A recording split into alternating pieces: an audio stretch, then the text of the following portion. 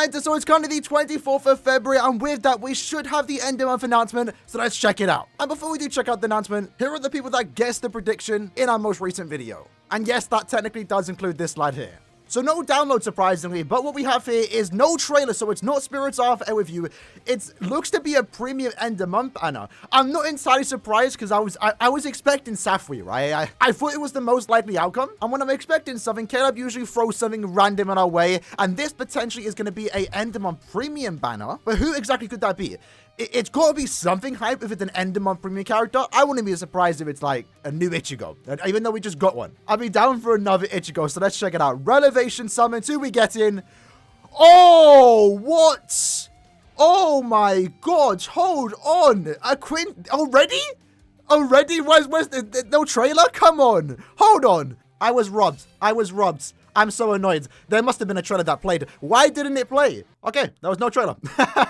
All right. Well, you know, I'm not surprised this happened. I was expecting a Quincy Ichigo remake, which I'm gassed about. He looks sick. I'm also happy TENSA ZANGETSU got a new character. Definitely does deserve it. We were saying that quite a while now. And Isshin, I'm surprised to see make the cut. But this is an end of month premium banner, so these are going to be some really good, high-valued premium characters. And Quincy Ichigo remake is the thing that is going to be like the highlight of this entire banner. And he is called the renewed version, so are we going to expect any more renewed characters? Maybe not this year. Maybe it's done for now, but definitely going forward into next year, we could expect a 5th anniversary remake eventually. I don't know, but Quincy Ichigo deserves it. He's a technique character. This character deserves to be good, and hopefully he gets some good treatment here. I'm really hoping this character's OP. I don't think Caleb are going to disappoint, though. I think for a premium banner, this is actually pretty exciting. I'm not going to lie. This is probably the best thing they could have done. And we did mention that in the video yesterday. Like, every second month, even when they're giving us a premium banner, like this, for example, they're going to do something like they did with Aaroniero, and they kind of did exactly that. So we weren't entirely right, but I'm not entirely surprised, I guess, that they give us these 3 characters. So Quincy Ichigo, kind of like Aaroniero, is similar in attributes, where the original Aaroniero was power, and the new one has attribute advantage, speed. In this case, though, for Quincy Ichigo, the old one was speed, so the new one is technique. Isshin is power, and Zangetsu is speed. Hopefully one of these characters is like a Link's character. So let's check it out. So this banner, Isshin, TENSA, and Ichigo. I'm gassed for this. So I'm really hoping this character's OP. He's got to be. All right. So range, strong attack character. All attacks can inflict weakening and drain. That's already a great start. I'm expecting 2 killers here too. New skill is a team party buff. Technique, attribute, strong attack, recharge attack. Whoa, that is huge. Hold on.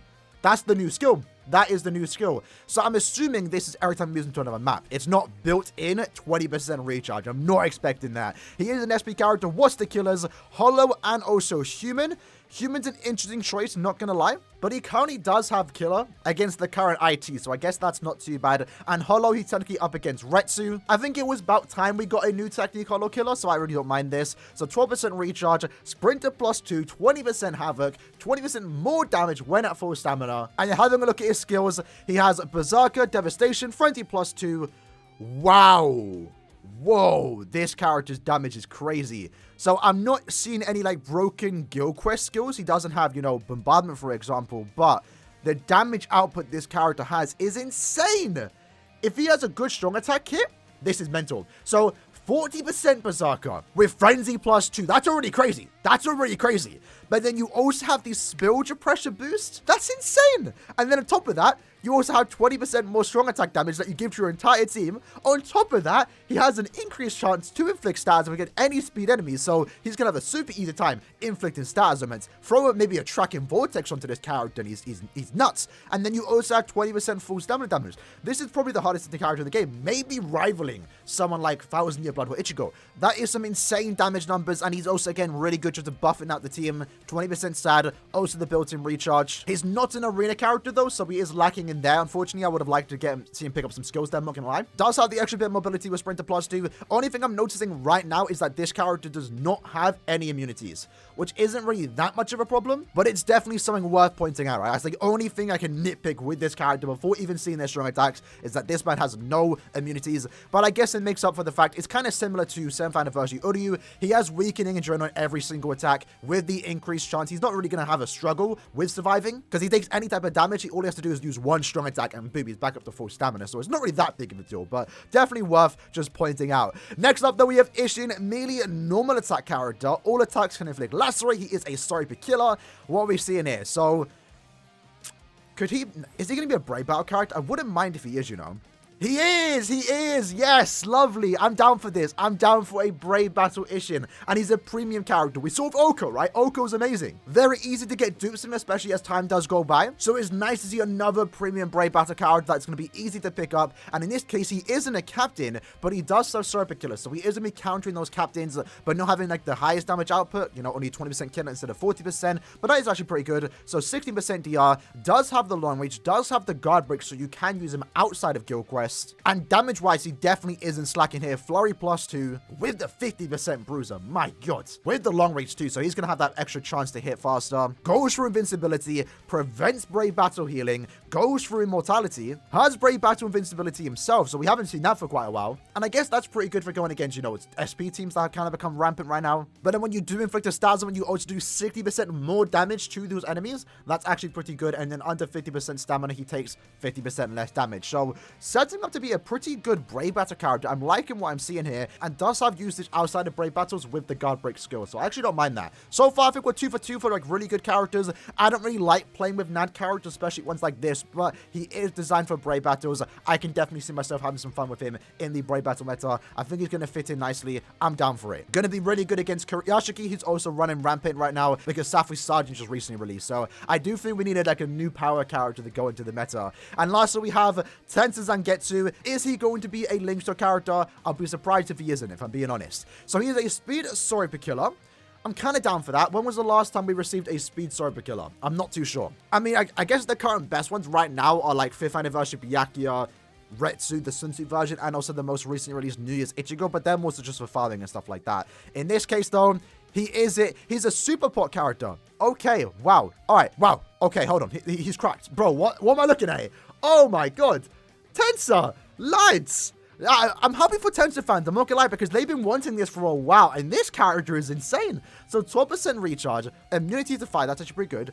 Guard break and sprint to +1. But then you look at here, he is a droplet character, a Linkster character, and also a super Linkster character. So already insane value in there. He does 30% more damage in co-op quests, which is great because he wants to be used in co-op. And then you also give this character Frenzy +1, a 60% Berserker, damage to enemies not afflicted by an element +100%. You know, we showcased that on Yamamoto. Yamamoto is a mid-month character. He is absolutely insane. This is a end-of-month character. And then he was also given hidden enemies and also pierce iron skin. So for those that have Akon, for those that have Noel, well, this character is now just like basically outclassing them, right? When it comes to Linkster fighting, he is going to be the fast one, going to go for it super quick with that pierce iron skin and just hit ridiculously hard in any content you really put him against. And I know it's not really that big of a deal, but none of these characters are arena characters. I know we just received 2 for the mid-month, but I would have liked to see some playability here, especially with QUINCY ICHIGO Remake, which is it's crazy to think of that. It's already happening. But I think all 3 characters are great. Definitely getting excited to check out that gameplay later today. His special Harmonized Sero sounds cool. I'm excited to see the gameplay. Looking at the banner though, is the banner good? Let's see it.